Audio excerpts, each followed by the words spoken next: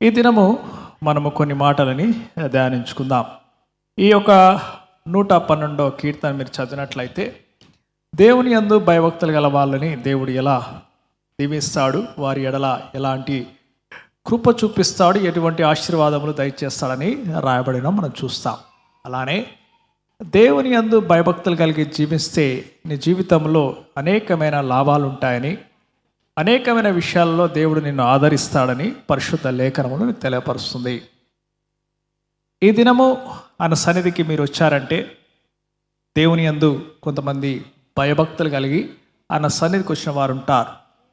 లేక ఏదో విషయంలో వారి జీవితంలో ఒక బాధ విషయంలో ఆ బాధని వ్యక్తపరచడానికి కోసమై ఆయన సన్నిధికి వస్తారు. లేదా ఏదో విషయంలో వారి యొక్క ఆనందముని స్తుతించి ఆయనను గణపరచడానికి ఆయన సన్నిధికి వస్తారు. మీరు ఏ స్థితిలో వచ్చినా, ఏ పరిస్థితిలో వచ్చినా ఒకటి మాత్రము మీరు జ్ఞాపకం చేసుకోవాల్సింది ఏమిటంటే, మిమ్మల్ని సృజించిన దేవుడు మీ హృదయ ఆలోచనని ఎరుగుతాడు. హల్లెలూయా. మీరు ఎందు నిమిత్తమై ఆయన సన్నిధిలో ఉన్నారని, ఏ విషయమై ఆయన సన్నిధిలో మీరు ఎలా నడుచుకుంటున్నారని కూడా దేవుడు చూస్తూ ఉంటాడు.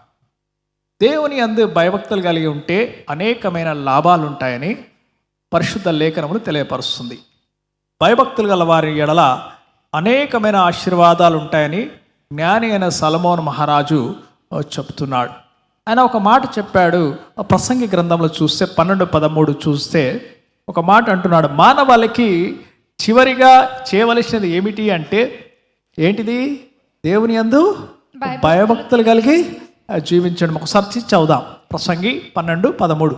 ఇదంతా వినిన తరువాత తేలిన ఫలితార్థం ఇదే: దేవుని యందు భయభక్తులు కలిగి ఉండి ఆయన కట్టడలను అనుసరించి నడుచుచుండవలెను. మానవ కోటికి ఇదియే విధి అని చెప్తున్నాడు. This is the one A man kind should follow. ఎందుకు ఇంత కరాఖండుగా, ఎందుకు ఇంత బలముగా ఆయన మాట్లాడుతున్నాడు అని మనం జ్ఞాపకం చేసుకుంటే, నాకు దేవుడు ఒక వ్యక్తిని చూపించాడు. ఆ వ్యక్తిని జీవితాన్ని మనం చూసినట్లయితే ఆ వ్యక్తిని దేవుడు ఎలా జ్ఞాపకం చేసుకున్నాడు, ఏ విషయంలో జ్ఞాపకం చేసుకున్నాడు అని చూస్తే, దేవుని యందు భయభక్తులు గల వారిని దేవుడు బహుగా జ్ఞాపకం చేసుకుంటాడని పరిశుద్ధ లేఖనము తెలియపరుస్తుంది. మీరు ఒకవేళ అపొస్తల కార్యములు 10వ అధ్యాయంలో చూసినట్లయితే ఇక్కడ ఒక శతాధిపతి మనకు కనిపిస్తాడు. ఈయన ఎవరు? కొర్నేలు. ఈయన ఇతాలీ పట్టణంలో, ఒకసారి చూద్దాము ఎంత మంచిగా వివరించారో ఆయన గురించి. ఇతాలీ పట్టణంలో ఒకసారి 10 అపొస్తల కార్యములు 10వ అధ్యాయం 1వ వచనం ఒకసారి చదువుదాం. ఇటలీ పటాలం అనబడిన పటాలములలో శతాధిపతి అయిన కొర్నేలి అను భక్తిపరుడు చూడండి, కొర్నేలు అని ఒక భక్తిపరుడు కైసరియాలో ఉండెను. అతడు తన ఇంటి వారందరితో కూడా దేవుని యందు భయభక్తులు గలవాడై ఉండి బహుధర్మ చేయొచ్చు ఎల్లప్పుడూ దేవునికి ప్రార్థన చేయుచు జీవిస్తున్నాడు. హల్లెలూయా. ఇక్కడ చూడండి, ఇక్కడ కొర్నేలు అంటే శతాధిపతి, శతదు అంటే 100, సెంచురియన్ 100 మందికి అధికారి. ఈ 100 మందికి అధికారి విషయమై పరిశుద్ధ లేఖనములు రాయబడినది. పరిశుద్ధ లేఖనములో ఒక వ్యక్తి గురించి వివరించినదంటే ఆ వ్యక్తి ఒక మంచితనముని మనం తెలుసుకోవడానికి, లేకపోతే ఆ మనిషిలో ఉన్న చెడుతనముని బట్టి మనం ఒక పాఠం నేర్చుకోవడానికి కోసమై పరిశుద్ధ లేఖనములో వారి యొక్క పేరుని లిఖింపబడి ఉంటుంది. అయితే కొర్నేలు జీవితాన్ని మనం చూసినట్లయితే, ఈయన శతాధిపతిని మనం జ్ఞాపకం చేసుకుంటే, ఈయన యందు పరిశుద్ధ లేఖనములో ఒక సాక్ష్యం చెప్తున్నది. ఏమి సాక్ష్యం చెప్తున్నది అంటే, ఈయన భక్తి పరుడు అని చెప్తున్నది. ఏమని చెప్తున్నాడండి? భక్తి పరుడు.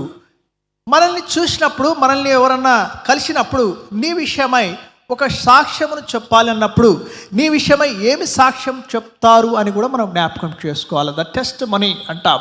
నేను కలిసిన వెంటనే, ఒకవేళ నేను ఒక వ్యక్తిని కలిస్తే, నువ్వు చక్కగా ఉన్నావు, నీ ముక్కు చక్కగా ఉంది, లేకపోతే నీ బ్యాక్గ్రౌండ్ ఏంటిది, నువ్వు ఉద్యోగం చేసే విషయము, ఈ పైన విషయాలు నేను చెప్పగలుగుతాను. ఒకవేళ మీరు మందిరానికి రెగ్యులర్గా వస్తే నువ్వు భక్తి గలవాని అని చెప్తాను. కానీ దేవుని యందు నిజముగా నువ్వు భక్తి కలిగా ఉన్నావా అనేది దేవుడే నీకు సాక్ష్యం ఇస్తాడు. హల్లెలూయా. హల్లెలూయా. నువ్వు భక్తిగల జీవితము కొనసాగిస్తున్నావా లేదా అనేది దేవుడు జ్ఞాపకం చేసుకుంటాడు. కింద భాగంలో చూస్తే 3లో చూద్దాం, చూడండి. 4 ఒకసారి చూడండి. అతడు దూత వైపు తేరి చూచి భయపడి, ప్రభువా ఏమని అడిగెను. అందుకు దూత, నీ ప్రార్థనలను నీ ధర్మ కార్యములు దేవుని సన్నిధికి జ్ఞాపకార్థముగా చేరినవి. హల్లెలూయా. నీ భక్తి జీవితము, నీ యొక్క ప్రార్థనలు, నీ ధర్మ కార్యములు దేవుని సన్నిధికి అవి చేరుతాయని జ్ఞాపకం చేసుకోండి. అయితే ఒకవేళ నువ్వు దేవుని యందు ఎందుకు మనము భయభక్తులు కలిగి ఉండాలి, మానకోటికి ఎందుకే ఇది విధి అని పరిశుద్ధ లేఖనములు, అలానే జ్ఞాని అయిన సొలొమోను మహారాజు ఎందుకు ఈ మాట చెప్తున్నాడు అంటే, మనం చూస్తే మనం అనేకులు ఈ దినంలో అనేకమైన కష్టములు చేస్తాం. నువ్వు ప్రయాస పడతా ఉంటావు, ఈ లోకంలో నువ్వు ప్రయాసపడి ధనము సమకూర్చుకుంటావు.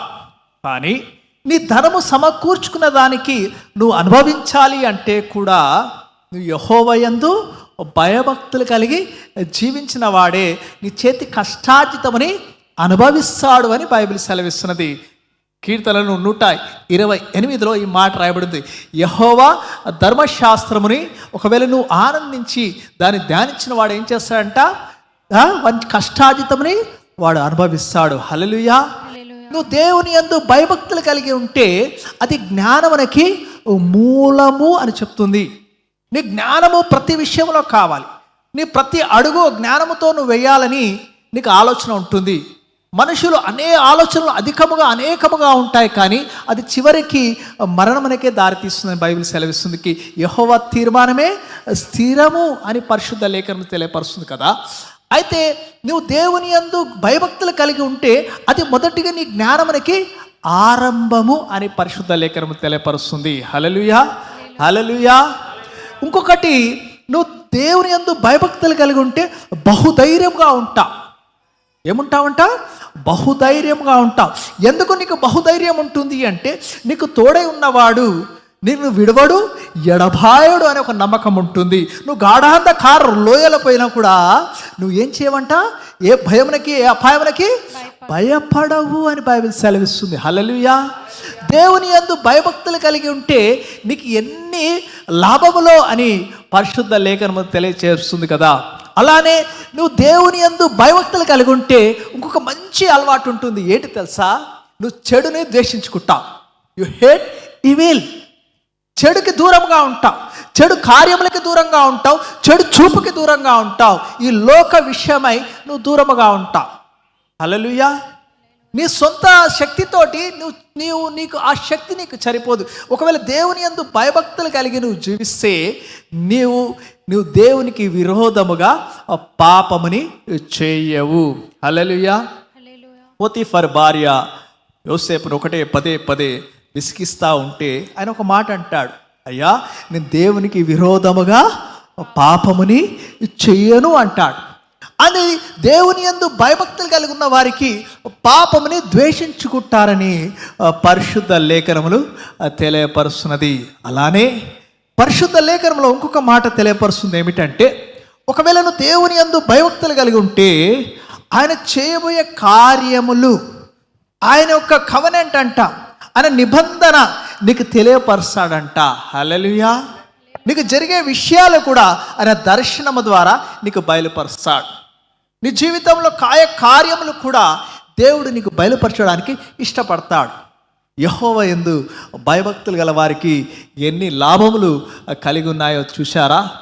అందుకొరకే ఈ కొర్నేలు ఒక జీవితంలో ఆయనకు ఒక సాక్ష్యం కలిగి ఉన్నాడు. ఏ సాక్ష్యం అండి? దేవుని యందు భయభక్తులు కలిగి ఉన్నాడని ఒక సాక్ష్యం కలిగి ఉన్నాడు. రెండో సాక్ష్యం ఏమి కలిగి ఉన్నాడంటే, ఈయనేం చేస్తున్నాడు? బహుధర్మము చేయుచున్నాడు. బహుధర్మము. కొంతమంది దేవుని యందు భయభక్తులు కనపరుస్తారు, కానీ ధర్మ కార్యములు చేయక మానుతారు. ధర్మ కార్యం చేయడానికి ఇష్టపడరు. దేవుని యందు భయభక్తులు కనపరుస్తారు. కొంతమంది ధర్మ కార్యములు చేస్తారు, దేవుని యందు భయభక్తులు కనపరచరు. ఈయన ధర్మ కార్యములు చేస్తున్నాడు, దేవుని యందు భయభక్తులు కలిగి ఉన్నాడు.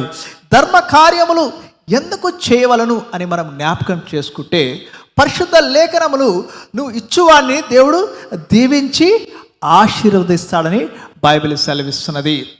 If you are a giver you are a blessed అని చెప్పాడు, నాట్ బి ఎ రిసీవర్. పరిశుద్ధ లేఖనంలో అద్భుతమైన విషయాలు మనకు రాయబడింది. మత్తయి సువార్త 5వ అధ్యాయం 16వ వచనం ఒకసారి చదివినట్లయితే చూడండి. Matthew chapter 5:16.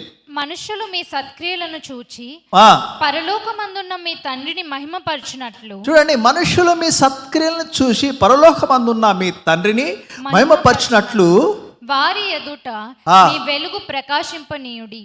వారి ఎడల మీ వెలుగుని ప్రకాశింపనీయుడి. హల్లెలూయా. నీ సత్క్రియలు చూస్తే దేవుడు నీ మహిమపరుస్తారని జ్ఞాపకం చేసుకోండి. ఆపదున్న వాళ్ళకి నువ్వు పోయి సహాయం చేస్తే ఒక మాట అంటారు. ఏమంటారంటే, సర్వసాధారణంగా నేను దేవుడే పంపించాడు కదా అంటారు. నిన్ను జ్ఞాపకం చేసుకోరు, నిన్ను పంపించిన దేవుని జ్ఞాపకం చేసుకుంటారు. హల్లెలూయా. అది దేవునికి మహిమకరంగా ఉంటుంది. అందుకొరకే పరిశుద్ధ లేఖనములో మేలు చేయడంలో మనం విసుకోకూడదు. మేలు చేస్తేనే ఉండాలి. నువ్వు మేలు చేస్తుంటే వారు నన్ను జ్ఞాపకం చేసుకుంటాలేరే అని నువ్వు అనుకుంటున్నావేమో, కానీ నీళ్లు పోయబడ వారికి నీళ్లు పోయబడును. హల్లెలూయా. ఈ దినము నువ్వు ఏ సత్కార్యము చేసినా, దేవుని ఎడల నీ యొక్క ప్రేమను కనపరిచినా, నీ ఇతరుల ఎడల నువ్వు ఆ ప్రేమను కనపరుస్తూ ఉంటే దేవుడు నేను తప్పకుండా జ్ఞాపకం చేసుకుంటాడని గుర్తు చేసుకోండి. Your work will not go ruined. అది ఎప్పుడు అది వ్యర్థము కాదని జ్ఞాపకం చేసుకోండి. నీ సత్క్రియలని కూడా దేవుడు ప్రతి ఒక్కటి లిఖింప చేసుకుంటాడు. అంత్యదినములలో ఏం చేసి ఒక మాట అంటాడు, నువ్వు ఎవరైతే తక్కువ ఉన్నవానికి నువ్వు చేసిన కార్యము లిఖింపబడినది. నువ్వు భోజనం లేని వారికి భోజనం పెట్టావు కదా, వస్త్రం లేని వారికి నువ్వు వస్త్రము దహించావు కదా, నువ్వు రోగి ఉన్నవానికి ఆదరించావు కదా. ఇది నా కోసమే చేశావు. నేనెప్పుడు చేశానయ్య అంటే, నువ్వు ఇక్కడ ఉన్న వానికి తక్కువ ఉన్న వానికి నువ్వు చేశావు కనుక అది నా కోసమే చేశాడు. నీ మంచి కార్యములని దేవుడు జ్ఞాపకం చేసుకుంటాడు. నీ భక్తిగల జీవితమని దేవుడు జ్ఞాపకం చేసుకుంటాడు. నీ మంచి కార్యములని దేవుడు జ్ఞాపకం చేసుకుంటాడు. అందుకొరకే ఒక మాట రాయబడింది. కొంతమంది ఏం చేస్తారంటే, వెగతల్లి అభివృద్ధి పొందిన వారు కలి తగిన దానికంటే ఏం చేస్తారంటే, వీళ్ళు తక్కువ ఇచ్చి లేమిడికి వచ్చి వాళ్ళు కలరు. సామెతలు 11:24 ఈ మాట రాయబడింది. ఒకసారి చదువుదాం. సామెతలు 11:24. వెదజల్లి అభివృద్ధి పొందువారు కలరు, తగిన దానికంటే తక్కువ ఇచ్చి లేమికి వచ్చేవారు కలరు. చాలా మంది ఎలా ఉంటారంటే, ఇచ్చు విషయంకి వచ్చేవారకల్లా దోషడి పెద్దగా ఉంటుంది. అంటే తీసుకున్న విషయానికి వచ్చేవరకల్లా దోషడి పెద్దగా ఉంటుంది. ఇచ్చి దగ్గరకు వచ్చేవరకల్లా టైట్గా ఉంటుంది. అయ్యా, చాలా రీజనింగ్ చెప్తుంటారు. ఇవ్వాలనా, అవసరమా, ఇది నిజమేనా, నాకు ఏదో డౌట్ అనిపిస్తుంది. నీవు ఇచ్చే సామర్థ్యత నీకు దేవుడు దయచేస్తే, ఇచ్చే హృదయం నీకు ఉన్నట్లయితే నువ్వు స్థితిని చూడవు, నీవు వారికి తప్పకుండా సహాయంని నువ్వు చేస్తావని జ్ఞాపకం చేసుకోండి. హల్లెలూయా. నీ సహాయము వృధా కాదని జ్ఞాపకం చేసుకోవాలి. ఈ దినము నువ్వు ఎవరికి సహాయం చేస్తున్నాను అది వృధా కాదు. వాళ్ళ స్థితిని నువ్వు చూసి, అయ్యా వీళ్ళు నన్ను చాలామంది అంటారు, నన్ను మోసం చేస్తున్నాడేమో అనుకుంటాడు. కానీ నువ్వు జ్ఞాపకం చేసుకోవాలి, ఒకవేళ నిన్ను వారి పరిస్థితిని బట్టి మోసం చేస్తే, నువ్వు దేవుని హృదయం కలిగి నువ్వు సహాయం చేస్తే, వారు నిన్ను కాదు మోసం చేయడము, దేవునిని మోసం చేస్తున్నాను జ్ఞాపకం చేసుకోండి. నీకు మాత్రము దేవుడు తప్పకుండా ఆ ప్రతిఫలముని దేవుడు దయచేస్తాడు. హల్లెలూయా. నువ్వు వాళ్ళు చెప్పిన దాన్ని బట్టి వాళ్ళ హృదయం, వాళ్ళు చెప్పిన విషయంని నీవు స్వచ్ఛముగా నీతిమంతునిగా ఆలోచించి నువ్వు సహాయం చేశావు కాబట్టి ఆ ప్రతిఫలము దేవుడు తప్పకుండా నీకు దయచేస్తాడు. హల్లెలూయా. హల్లెలూయా. నమ్మినట్టు గట్టిగా హల్లెలూయా చెప్దాం. అందుకొరకే సామెతలు 22:9 ఏమని రాయబడింది చూద్దాం ఒకసారి. దయాదృష్టి గలవాడు తన ఆహారంలో కొంత దరిద్రునికి ఇచ్చును, అట్టివాడు దీవెన నొందును. ఎవరికి ఇస్తాడంట? కొంచెము దరిద్రునికి ఇస్తాడంట. తన దగ్గర ధనమును కలిగి ఒకవేళ దేవుడు నీకు ధనముని దయచేస్తే, ఈ దినము నువ్వు నేర్చుకోండి. చాలామంది అన్నీ కలిగి ఉన్నప్పుడు దేవుణ్ణి మర్చిపోతారు. ఏమి లేనప్పుడు ఎవరిని గుర్తు చేసుకుంటారు? దేవుణ్ణి జ్ఞాపకం చేసుకుంటారు. నాకు అన్నీ కలిగి ఉన్నప్పుడు నేను దేవుణ్ణి బహుగా దీవించి నేను ఇది చేస్తాను అది చేస్తానని చెప్తుంటారు. కానీ దేవుడు మాత్రము నువ్వు కొంచెములో ఎలా ఉన్నావు, నీ కొంచెంలో ఎటువంటి విశ్వాసం కనపరుస్తున్నావు, నీకు కలిగి ఉన్న దానిలో నువ్వు ఎలా జీవిస్తున్నావు, నీ ధర్మ కార్యములు ఏమిటి అని దేవుడు జ్ఞాపకం చేసుకుంటాడు. మనం ఆస్తి సంపాదించుకోవడంలో బహు కష్టపడతా ఉంటాం, బహు ప్రయాస పడతా ఉంటాం. అది అశాశ్వతమని తెలుసు, నీకు అది నీతో పాటు రాదని తెలుసు. అది నువ్వు చనిపోయినప్పుడు అది నీకు ఏమాత్రము అది రూపాయి కాదు కదా, ఒక్క 5 పైసలు కూడా నీతో రాదని తెలుసు. అయినా కూడా నీ ప్రయాసమంతయు దానిపై వ్యర్థమైన దాని మీద ఉంటుంది. కానీ ధర్మ కార్యముల విషయమై నీ ప్రయాసము చూస్తే దేవుడు వచ్చి అది జ్ఞాపకం చేసుకుంటే, ఒకవేళ వచ్చి నేను కలిసి నువ్వు ఏ ధర్మ కార్యం చేశావు, నీ అకౌంట్లో నీ ఆస్తి ఎంత ఉంది అంటే ఇంత లిస్ట్ చెప్తారు. ఎంత చెప్తారు? 1 కోటి రూపాయలు చెప్తారు అనుకోండి. నీ ధర్మ కార్యం ఎంత చేశావంటే, అన్నా నాకు మంచి అవకాశము దొరకలేదు, మంచి అవకాశము దొరకలేదు, నా హృదయానికి సరిగా అనిపించలేదు, అనేకమైన కారణాలు చెప్తావు. దేవుడు ఈ దినము నిన్ను ప్రశ్నిస్తున్నాడు. దేవుడు నీ భయభక్తులు కలిగిన జీవితమని లిఖించినట్లే నీ ధర్మ కార్యములను కూడా దేవుడు లిఖింప చేస్తాడని జ్ఞాపకం చేసుకోండి. హల్లెలూయా. నువ్వు దేవుని ఎడల నీ ధర్మ కార్యము ఈ దినము ఉన్నట్లయితే దేవుడు దాన్ని లిఖించుకుంటాడని జ్ఞాపకం చేసుకోండి. అదే బి ఎ గివర్. నీ ఎవరొచ్చినా ఇచ్చువాడిగా ఉండులాగా నువ్వు ఉన్నట్లయితే దేవుడు బహుగా దీవించి నేను ఆశీర్వదిస్తాడు. అందుకొరకే చూడండి, 1 తిమోతీయులకు రాసిన పత్రిక 6వ అధ్యాయం 17, 19 ఒకసారి చదువుదాం. 1 తిమోతి 6th chapter 17 to 19. ఇహమందు ధనవంతులైన వారు గర్విష్ఠులు కాక అస్థిరమైన ధనమునందు నమ్మిక ఉంచక, అస్థిరమైన ధనము మీద నమ్మిక ఉంచక సుఖముగా అనుభవించుటకు సమస్తమును మనకు ధారాళముగా దయచేయు దేవుని యందే నమ్మిక ఉంచుడని ఆజ్ఞాపించుము. హల్లెలూయా. నువ్వు దేని యందు ఆనందించాలి. నీ ఆనందం ఎక్కడున్నది అంటే నీకున్న ధనములో కాదు. Wherever your heart is there, wherever your treasure is there, your heart is there. నీ ధనం ఎక్కడుంటుందో నీ హృదయం అక్కడ ఉంటుంది. నీ ధనము ఎవరు అనుకోవాలా? నా దేవుడే, నా ధనము దేవుడే అని ఎప్పుడైతే నీకు హృదయం ఉంటుందో నువ్వు ధనమునకు మించి దేవుని ప్రేమిస్తావు. హల్లెలూయా. అందుకొరకే ఈ లోకంలో ఇద్దరే యజమానులు ఉంటారని చెప్పాడు. ఒక యజమాని ఎవరండి? ధనము సిరి. రెండో యజమాని దేవుడు. నువ్వు దేవుడిని ఒకవేళ మిక్కిలిగా ప్రేమించినట్లయితే నువ్వు ధర్మ కార్యము చేయక మానవని జ్ఞాపకం చేసుకోండి. ఏ ధర్మ కార్యమునకైనా నువ్వు మొదటిగా ఉంటావు. I'm the first. అందుకొరకు అలెగ్జాండర్ చనిపోయినప్పుడు ఒక మాట చెప్పాడంట. ఇది హిస్టరీలో రాయబడింది. నా 2 చేతులని ఖాళీగా బయట పెట్టండి, నాకున్న ధనానంతా లెఫ్ట్కి రైట్కి పారేయండి అని చెప్పాడంట. అయితే చనిపోయిన తర్వాత అందరికీ అర్థం కాలేదు, ఎందుకు ఈయన ధనానంతా ఇట్లా లెఫ్ట్కి రైట్కి వేసేయమన్నాడు ఆయన తీసుకువెళ్తేప్పుడు కాలి చేతులు ఇట్లా బయటికి వేలాడదేయమన్నారు. ఎందుకంటే ఆయన ఒక మాట దాని ద్వారా పాఠంని ఈ లోకమునికి చూపించాడు. నేను ఈ ప్రపంచమంతయు జయించాను. ద గ్రేట్ అలెగ్జాండర్ అని ఆయనకు పేరు వచ్చింది. The first greatest person. ఆయన హీఈస్ విక్టరీ అని యూరోప్ నుండి ఏషియా వరకు ఆయన జయించుకుంటూ వచ్చాడు. ఆయనకు తిరుగులేని రాజుగా ఉన్నాడు, సామ్రాటుడు అన్నారు. కానీ చనిపోయినప్పుడు ఆయన దోమకాటుకే దేనికో చనిపోయాడు. చనిపోయినప్పుడు ఆయన 2 చేతులు బయట పెడితే ఏమిటి అని అర్థం అంటే, నేను ఇంత సంపాదించాను, ఇంత చేశాను, కానీ చివరికి ఈ లోకం విడిచి వెళ్ళిపోతప్పుడు నేను ఏమీ తీసుకొని వెళ్ళలేదు. నా ఏంటి అనుకో, నీతిమంతులని వారిని జ్ఞాపకం చేసుకోడా ఆశీర్వాదకరమని బైబిల్ సెలవిసింది. అక్కడ 112 కీర్తన చదివాం. నువ్వు లేని తర్వాత నీ జ్ఞాపకం చేసుకునేది ఏమిటంటే నువ్వు చేసిన కార్యములే అని జ్ఞాపకం చేసుకోండి. నువ్వు చేసిన కార్యమునే మనుషులు జ్ఞాపకం చేసుకుంటారు. కొంతమంది స్వార్థపూరితమైన జీవితాన్ని జీవిస్తూ ఉంటారు. నేను, నాది, నాకే.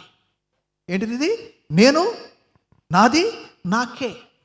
ఇటువంటి వారిని దేవుడు ఇష్టపడడు అని జ్ఞాపకం చేసుకోండి. నువ్వు భయభక్తులు కలిగి జీవిస్తున్నావా?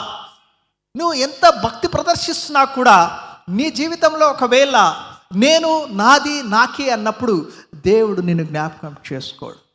ఈ కొర్నేలు నేను చూస్తే, ఈ కొర్నేలు ఎవరు అని చూస్తే ఈయన యూదుడు కాదు, ఈయన అన్యుడు అయినను దేవుని సన్నిధికి ఆయన బహు మంచి కార్యము, ధర్మ కార్యములు దేవుని సన్నిధికి అవి వచ్చున్నాయి. ఆయన భక్తిగల జీవితము దేవునికి వచ్చినది, ఆయన ప్రార్థన జీవితము దేవునికి వచ్చినది. హల్లెలూయా, హల్లెలూయా. ఈ దినము నీ ఎడల దేవుడు సాక్ష్యం చెప్పాలన్నప్పుడు ఎటువంటి సాక్ష్యముని దేవుడు కనపరుస్తాడు? ఒకవేళ దేవుడు నీ యొక్క ప్రార్థనా జీవితాన్ని, నీ భయభక్తుల జీవితాన్ని, నీ ధర్మ కార్యములని ఒకవేళ ఆయన జ్ఞాపకం చేసుకున్నట్లయితే ఆయన దర్శనము ద్వారా నీతో మాట్లాడతాడు. హల్లెలూయా. ఆయన అందరికీ ప్రభువు అని జ్ఞాపకం చేసుకోండి. ఈ దినము ఒకవేళ నీవు అటువంటి జీవితము జీవించాలని ఆశ కలిగి ఉన్నట్లయితే దేవుడు ఈ దినము నేను జ్ఞాపకం చేసుకుంటున్నాడు. ఎస్ మై లార్డ్, అయ్యా నేను అటువంటి జీవితాన్ని జీవించాలనుకుంటున్నాను. ఎందుకనగా అంటే నీ అందు భయభక్తులు గల వారికి బహులాభములని చెప్పావు కదయ్యా. అయ్యా నా ధర్మ కార్యములు నీకు మహిమకరంగా ఉండులాగా నేను జీవించాలనైనా నా ప్రతి ప్రార్థన నువ్వు ఆలకించాలని నాకు ఆశ కలిగినదయ్యా. ఆకాశము నుండి ఎవరు నా ఎడల ప్రార్థిస్తున్నారు వారికి జవాబు దయచేసేది ఎవరు అని నీ వెలుగెత్తి ప్రార్థన చేస్తాడు. నా దేవుడే నా ప్రార్థనలకి సమాధానము దయచేస్తాడని గొప్ప విశ్వాసం నువ్వు ప్రకటిస్తావు. నీతిమంతుణ్ణి దేవుడు మరవడని జ్ఞాపకం చేసుకోండి. హల్లెలూయా. నీతిమంతుని దేవుడు బహుగా దీవించి ఆశీర్వదిస్తాడు. నీకు నీతి కార్యంలో దేవుడు జ్ఞాపకం చేసుకుంటాడు. అందుకొరకే ఆ దినము కొర్నేలిని దేవుడు జ్ఞాపకం చేసుకున్నాడు. ఆయన సాక్ష్యము చూడండి, ఆయన సాక్ష్యము ఆయన మట్టుకే లేదు, దేవుని సన్నిధిలో ఆయన పక్కనున్న వారికి కూడా, ఆయన ఉన్న సైనికులు కూడా దేవుని యందు భయభక్తులు కలిగి ఉన్నారని రాయబడింది. హల్లెలూయా. నీ ఇంట్లో నీవు కొన్ని భయభక్తులు కలిగి, చాలామంది కుటుంబంలో ఒక్కరు భయభక్తులు కలిగి ఉంటారు, కుటుంబం అంతా విచ్చలవిడిగా ఉంటారు. కానీ కొర్నేలు జీవితము సాక్ష్యమును చూసి ఎందుకు దేవుడు ఆయనకు దర్శనం ద్వారా మాట్లాడాడంటే ఆయననే కాకుండా ఆయన కుటుంబము భయభక్తుల్లో ఉన్నారు, ఆయన దగ్గర పనిచేసే వారు కూడా భయభక్తులు కలిగి ఉన్నారు అని రాయబడింది. హల్లెలూయా. ఆయన దగ్గర భయభక్తులు గల సైనికుని ఆయన ఎంచుకొని ఎవరి దగ్గరకు పంపించాడంట? పేతురు దగ్గరికి పంపించాడని రాయబడింది. హల్లెలూయా, హల్లెలూయా. ఒకసారి చదువుదామా, మీ యొక్క విశ్వాసం బలపడుతుంది. అపోస్తల కార్యం 10వ అధ్యాయం 7వ వచనం. అతనితో మాట్లాడిన దూత వెళ్ళిన పిమ్మట అతడు తన ఇంటి పనివారిలో ఇద్దరిని తన యొద్ద ఎల్లప్పుడూ కనిపెట్టుకొని ఉండు వారిలో భక్తిపరుడగు ఒక సైనికుని పిలిచి హల్లెలూయా. నీ భక్తి జీవితం ఎలా ఉండాలి అంటే ఇతరుల జీవితంలో కూడా ఆ భక్తిని కనపరచాలి. వారు కూడా అయ్యో ఇంత భక్తిగా ఉంటే ఇన్ని లాభములా, నా భక్తిగల జీవితం ద్వారా ఇన్ని లాభములు వస్తున్నాయా మా యజమానునికి అని అతని వారి సేవకులు కూడా భయభక్తులు కలిగి ఉన్నారు. హల్లెలూయా. నీ భక్తిగల జీవితం చూసి ఇంకొకరు భక్తిమయలాగా జీవిస్తుంటా. ఇదేం భక్తిపరుడండి, మాట ఒకటి చేసేది ఒకటి, అంటాడొకటి చేస్తాడొకటి. ఇలా ఉండొద్దు నీ భక్తిగల జీవితము. నీ భక్తిగల జీవితం చూసి ఇతరులు కూడా దేవుని యందు ఆసక్తి కలిగి జీవించులాగా ఉండాలి. హల్లెలూయా. ఎమ్మ భక్తి గలవాడా, ఈ భక్తి నాకు రావాలి. నువ్వు ఒకవేళ టంబాకు అంటే పొవాకు చెట్టు దగ్గరికి వెళ్తే నీకేం పట్టుకుంటుంది వాసన? పొవాకు వాసన వస్తుంది. అదే నువ్వు మల్లెపూ చెట్టు దగ్గరికి పోతే మల్లెపూ వాసన వస్తుంది. చాలామంది అంటారు నేను లోపల మల్లెపూ అండి, బయట మాత్రము తంబాకు అంటే కుదరది. నేను లోపల చాలా మంచివానండి, కొంతమంది సాక్ష్యం చెప్తారు, కుదరది. నువ్వు ఏ చెట్టువై ఉన్నావో అదే ఫలముని నువ్వు ఇస్తావని జ్ఞాపకం చేసుకో. చెట్టు ఒకటి ఫలం ఒకటి ఉండదు. నిమ్మకాయ చెట్టు వేసి సంతరా రాదు, యాపిల్ రాదు. జ్ఞాపకం చేసుకోండి. ఈ దినము నీ ఫలములను బట్టి, నీ విశ్వాసం బట్టి, నీ భక్తి జీవితమును బట్టి ఆ ఫలములు ఉంటాయని జ్ఞాపకం చేసుకోవాలి. హల్లెలూయా. అక్కడ తన దగ్గర ఉన్న సైనికులు కూడా భక్తిగా ఉన్నారని జ్ఞాపకం. వీరు ఎటువంటి సాక్ష్యం ఇస్తున్నారు చూడండి. అపోస్తల కార్యము 10వ అధ్యాయం 22వ వచనం చూద్దాం. అందుకు వారు నీతిమంతుడును, చూడండి ఏమంటున్నారు చూడండి. ఒక యజమానునికి ఒక బిరుదు ఇస్తున్నారు. ఒక యజమానునికి జనరల్గా చెప్పాలంటే మీ మేనేజర్ గురించి మీరు ఒక బిరుదు ఏమంటే వాడా అబ్బా సాడిస్ట్ వెధవ, ఏమంటారు సైకో, పిక్క తింటాడు. We give lot of what is a test monies are lot of మన ఆలోచనతో అబ్బా విసిగిస్తాడా, ఎవరి గురించి చెప్తామండి? మన హయ్యర్ మేనర్ గురించి మాట్లాడమంటే అబ్బా సతాయిస్తాడు అని అంటాం. కానీ ఈ సైనికులు కొర్నేలు గురించి ఏం చెప్తున్నారు చూడండి. ఏమంటున్నాడు? నీతిమంతుడు. హల్లెలూయా. ఇతరు దేవుని సన్నిధిలో కాకుండా ఆయన దగ్గర ఉన్న సైనికులు కూడా ఈయన ఎడల మంచి సాక్ష్యమును పలుకుతున్నారు. హల్లెలూయా. నీవు, నీ కుటుంబము, నీకున్న పరిస్థితి, నీకున్న నీ పిల్లలు, నీకున్న నీ స్నేహితులు నీ విషయంలో ఎటువంటి సాక్ష్యం పలుకుచున్నారని జ్ఞాపకం చేసుకోవాలి. హల్లెలూయా. నిన్ను చూసిన వెంటనే ఈ నీతిమంతుడు అడవి నాకు పైసలు ఇచ్చాడు, దొబ్బేశాడు, వీడు ఆ మాట ఒకటి, చెప్పేదొకటి, చేసేదొకటి, అటువంటి సాక్ష్యము కాదు. నీతిమంతుడు చెప్పిన మాట జవదానిని వాడు, దేవుని యందు భయభక్తులు గలవాడు.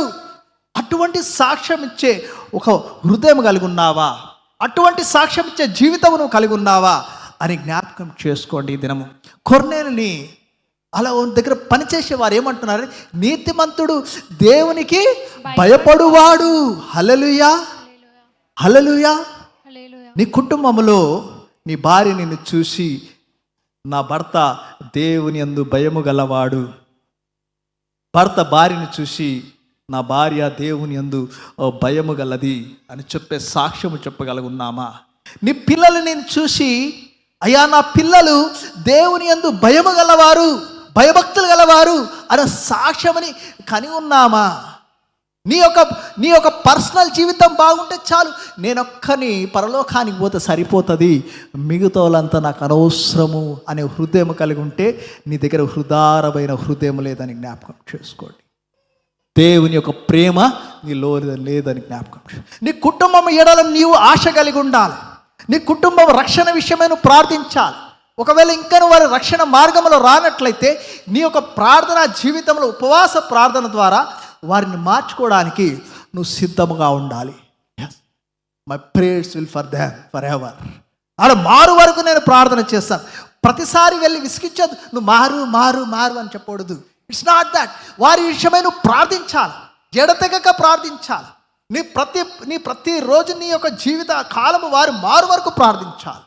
అందుకొరకే ఆయన ప్రార్థనలు దేవుని సన్నిధికి వచ్చి ఉన్నవి అని రాయబడింది. ఆయన దగ్గర పనిచేసే వారి విషయం కూడా ప్రార్థించాడేమో, ఆయన కుటుంబం విషయమే ప్రార్థించాడేమో. జ్ఞాపకం చేసుకోండి. ఈ దినము దేవుడు మీతో మాట్లాడుతున్నాడు. దేవుడు మిమ్మల్ని జ్ఞాపకం చేసుకోవాలంటే మీ భక్తిగల జీవితాన్ని దేవుడు జ్ఞాపకం చేసుకుంటాడు. మీ యొక్క చేసే ధర్మకార్యంలో దేవుడు జ్ఞాపకం చేసుకుంటాడు. మీ ప్రార్థన జీవితాన్ని దేవుడు జ్ఞాపకం చేసుకుంటాడు. హల్లెలూయా. హల్లెలూయా. ఇవన్నీ కలిగి ఉన్నాయి కొర్నేలికి. కానీ ఒకటి మాత్రము లేమిగా ఉన్నది. ఆ లేమిని దేవుడు కొట్టివేయాలనుకున్నాడు. హల్లెలూయా. ఆ లేమిని కొట్టివేయాల ఆయన ఆశ కలిగి ఉన్నాడు. ఆయన ఏం ఆశ అంటే నాకు నిజ దేవుడిని తెలుసుకోవాలని ఆశ కలిగి, నాకు పాప విమోచన గురించి తెలుసుకోవాలని ఆశ కలిగి ఉన్నాడు. నాకు నిత్య రాజ్య విషయమై తెలుసుకోవాలని ఆశ కలిగి ఉన్నాడు. ఆశ కలిగిన ప్రాణమని దేవుడు తృప్తిపరుస్తాడు. హల్లెలూయా. ఆయన ఆశను తృప్తిపరచడానికి ఆయన దర్శనం ద్వారా ఆయన పేతురుని ఇక్కడ ఉన్నాడు, యొప్పేలో ఉన్నాడు, పోయి అతని దైవజనుని నువ్వు పిలుచుకొని రా, నువ్వు పిలుచుకొని వచ్చి నీ కుటుంబమును మొత్తము ఆయన మాట్లాడతాడు. ఆయన రాకమునుపే పేతురికి దర్శనము ద్వారా ఆయన విషయం మాట్లాడాడు. హల్లెలూయా. హల్లెలూయా. దైవజనులకి నీ జీవితం ద్వారా నీ కోసమై దైవజనులతో దేవుడు మాట్లాడతాడు. నీ పరిస్థితి విషయమై దేవుడు వివరిస్తాడు. వీరి నిమిత్తమే నువ్వు ప్రార్థన చేయి, వీరికి దేవుని విషయమై వివరించు అని చెప్తుంటాడు. నీ భక్తిగల జీవితాన్ని దేవుడు జ్ఞాపకం చేసుకుంటాడు. నీ ప్రార్థన జీవితాన్ని దేవుడు జ్ఞాపకం చేసుకుంటాడు. ఈ దినము నువ్వు అటువంటి హృదయం కలిగి ఉన్నట్లయితే దేవుడు నీ ద్వారా నీకు తప్పకుండా ఆయన సమాధానం ఇవ్వడానికి సిద్ధముగా ఉన్నాడు. కొర్నేలు యూదుడు కాదు, అన్యుడు. అయితే అన్యునికి రక్షణ ఉన్నదా, అన్యునికి పరిశుద్ధాత్మ వస్తున్నదా అని అప్పటి వరకు అపోస్తులకి ఒక సందేహం ఉంటుండే. They have a doubt. కానీ నేను పవిత్రపరిచిన దానిని మీరు అపవిత్రపరచకూడదు అని పరిశుద్ధ లేఖనంలో దేవుడు దర్శనం ద్వారా పేతుతో మాట్లాడు. హల్లెలూయా. ఆ రక్షణ మార్గము అందరికీ, ఎందుకంటే ప్రభు అయిన క్రీస్తు అందరికీ ప్రభువు అని బైబిల్ సెలవిస్తుంది. హల్లెలూయా. ఆయన పక్షపాతి కాదు అని పేతురు గొప్ప సాక్ష్యం చెప్తున్నాడు. దేవుడు పక్షపాతి కాదు. ఈ దినము నీవు అదే భక్తి నువ్వు కనపరుస్తున్నట్లయితే, అదే ధర్మకార్యములు చేస్తున్నట్లయితే, అదే ప్రార్థన జీవితం నువ్వు చేస్తున్నట్లయితే, ఆ దినము కొర్నేలు జ్ఞాపకం చేసుకున్న నా దేవుడు ఈ దినము నిన్ను జ్ఞాపకం చేసుకుంటాడు. హల్లెలూయా. నీ ధర్మకార్యములను జ్ఞాపకం చేసుకుంటాడు. నీ భక్తిగల జీవితంని దేవుడు జ్ఞాపకం చేసుకుంటాడు. నీ ప్రార్థన ఆయన సన్నిధిలో వినపెడుతుందని జ్ఞాపకం చేసుకోండి. హల్లెలూయా. దేవుడు ఈ దినము నీకు రక్షణ మార్గం దయచేస్తాడు. నీకేదైతే నీకు ఇది నాకు లేదే అని నువ్వు అనుకుంటున్నావేమో, అయ్యా ఈ విషయం నా జీవితంలో కొరువుగా ఉన్నది నువ్వు అనుకుంటున్నావేమో, ఆ కొరువుతనమని ఏదైతే నీకు లేదు అని నువ్వు అనుకుంటున్నావో దాన్ని పూర్తి చేయడానికి కోసమై ఆయన గొప్ప కార్యములని చేస్తాడని జ్ఞాపకం చేసుకోండి. హల్లెలూయా. ఆ దినము పేతురు అక్కడికి వచ్చాడు.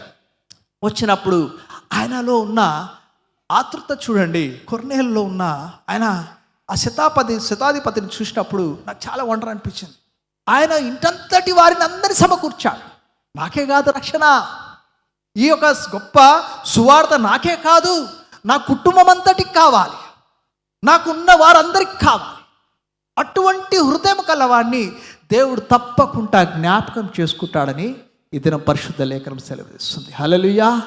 నీకే కాదు ఆ రక్షణ, ఈ ఒక గొప్ప సువార్త నాకే కాదు, ఈ రక్షణ నాకే కాదు, నా కుటుంబం అంతటికి కావాలని ఎవరైతే ఆశ కలిగి ఉంటారో దేవుడు తప్పకుండా వారి జీవితంలో గొప్ప కార్యం చేస్తాడు. హల్లెలూయా.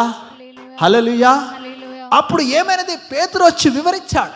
మీరు వెతికే రక్షకుడు ఎవరు అనగా అంటే క్రీస్తైన యేసు మన నిమిత్తమై, మన పాపము నిమిత్తమై ఆయన సిలువలో మరణించాడు. ఆ సిలువ మరణము ద్వారా మనకు విమోచన దయచేశాడు. నీకు నిత్య రాజ్యమును దేవుడు నీకు దయచేశాడు అని మాటలు చెప్పుచుండగానే అక్కడున్న వారి అందరికీ పరిశుద్ధాత్మ దిగి వచ్చినది అని రాయబడింది. హల్లెలూయా. నువ్వు దేవుని మాటలు విన్నట్లయితే, దేవుని యొక్క అద్భుతమైన మాటలు నీ హృదయంలో నాటబడినట్లయితే, నువ్వు ఉన్న స్థితిని నీ హృదయము దేవుని తట్టు ఆ పరిశుద్ధాత్ముడు నీతో మాట్లాడుతున్నాడని జ్ఞాపకం చేసుకోండి. నువ్వు చెలించలేకుండా ఉండలేవు ఆ మాటలు విని. నీ హృదయం కదిలిపోతున్నది. పరిశుద్ధాత్ముడే నిన్ను ఆవరించి ఆయన పరిశుద్ధాత్ముని మాటల ద్వారా నీ స్వరమును వినిలాగా నీ హృదయం తట్టుతాడు ఆయన. హల్లెలూయా. కొర్నేలుని ఆ కుటుంబం అస్సలందరినీ పరిశుద్ధాత్మతో ఆయన నింపివేశాడు. అక్కడున్న వారు యూదులు ఆశ్చర్యపోయారు. ఈ పరిశుద్ధాత్మ మనకే కాదు అన్యులకు కూడా దేవుడు దయచేస్తాడా? గొప్ప సాక్ష్యముని కనపరిచారు.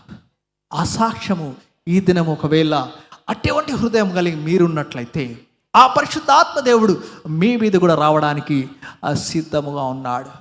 స్వీకరించడానికి మీరు సిద్ధముగా ఉన్నారా? మీరు హృదయములు సిద్ధముగా ఉన్నాయా? ఒకవేళ సిద్ధముగా ఉన్నట్లయితే ఈ దినమే సరి అయిన దినమని జ్ఞాపకం చేసుకోండి. Today is the right day to invite that holy spirit in your life. That holy spirit can do many things in your life. అది నీ జీవితాన్ని మారుస్తుంది, నీ దిశను మారుస్తుంది, నీ ఆలోచన విధానాన్ని మారుస్తుంది, నీ నడవడిని మారుస్తుంది, నీ పద్ధతిని మారుస్తుంది. జాకియాస్, ఒకవేళ మీరు జక్కేను చూసినట్లయితే అతను ఎంత ట్యాక్స్ కలెక్టర్, ఆయన జీవితం అంతయు మనుషులు ఆయనని చూసి ఈ పాప ఇంటికి ఈయనెందుకు వెళ్తున్నాడు యేసయ్య అన్నాడు. కానీ దేవుడు ప్రవేశించిన ఎట్లా వెంటనే అబ్రహాము కుమారుడైపోయాడు. ఆయన హృదయం మారిపోయినది. నేను మోసగించిన పనులన్నీ ఇచ్చివేస్తాను, ఆస్తి సగంలో నేను పంచివేస్తాను. దేవుడు నీ హృదయంలో ప్రవేశించిన వెంటనే, పరిశుద్ధాత్ముడు నీ జీవితంలో ప్రవేశించిన వెంటనే నీ జీవితమే మారిపోతుందని జ్ఞాపకం చేసుకోండి. Hallelujah. Your life will be transformed. నీకు నూతనమైన హృదయం దేవుడు దయచేస్తాడు. ఈ దినము నీవు అదే ఆలోచనతో ఉన్నావంటే దేవుడు ఈ దినము నీ సూటిగా నీతో మాట్లాడుతున్నాడు. ఈ మాటల ద్వారా, దేవుని మాటల ద్వారా నీతో మాట్లాడుతున్నాడు. ఈ దినము నీ హృదయమును మార్చుకో. సిద్ధముగా ఉన్నట్లయితే yes, you will be encountering the holy spirit in your life. ఆ పరిశుద్ధాత్ముడే నీకు ఆవరించి ఈ దినము నీతో మాట్లాడతాడు. నీ భయభక్తుల గల జీవితాన్ని, నీ యొక్క ధర్మకార్యములని, నీ ప్రార్థనల్ని ఆయనకు ఆలకించులాగా ఈ దినము నువ్వు జీవిస్తున్నట్లయితే ఈ దినము దేవుడు తప్పకుండా నీకు సమాధానము దయచేస్తాడు. హల్లెలూయా, హల్లెలూయా. నమ్మిన వారు గట్టి హల్లెలూయా చెప్దాం. హల్లెలూయా.